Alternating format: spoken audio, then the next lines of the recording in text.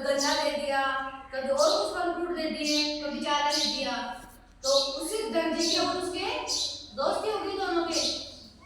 फिर क्या एक दिन वो दर्जी घर पर नहीं था, दुकान पर नहीं था, उसको कोई काम था, वो बाहर गया हुआ था।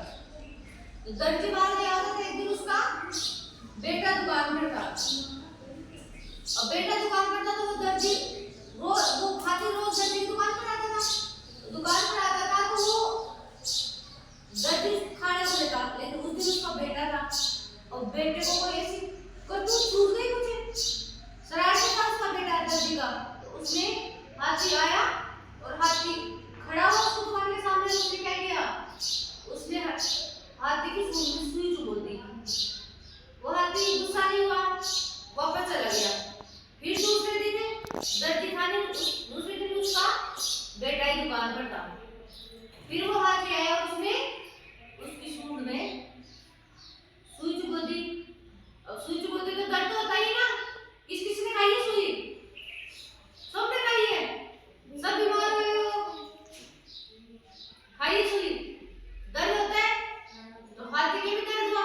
आपको डॉक्टर के ऊपर गुस्सा आता होगा, सुई देता है ना, आता है ना, क्योंकि आपको दर्द होता ही ना, तो रोने लग जाते हैं। तो हाथी की सुई चुभोई तो हाथी को भी दर्द हुआ। दर्द हो तो फिर गुस्सा तो आएगा ही। हाथी को गुस्सा आया क्योंकि पहले तो वो भूखा था, उसको खाने को भी नहीं दिया।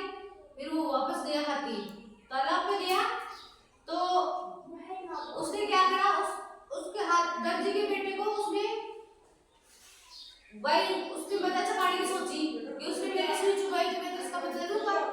उसने जाकर के अपने सूंड में क्या करा, पानी भर लिया, कीचड़ भर लिया पूरा का पूरा सूंड में। और कीचड़ भर के उसकी दुकान पर आकर के फिर खड़ा हो गया दर्जी की दुकान पर पे। फिर उसने वही शरारत करी, उस दर्जी के बेटे ने क्या करी, उसने सुई उठाई, उसने फिर सूंड में चुभा दी।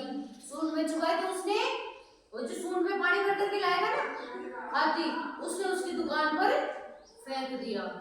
फेंका तो दर्जी की दुकान पर कपड़े तो नए नए होते हैं ना, उसने सारा कीचड़ था ना सूंड में भर के लाया, वो उसकी दुकान में फेंक दिया और उसके सारे कपड़े गंदे हो गए, खराब हो गए, वो किसी काम के नहीं रहे।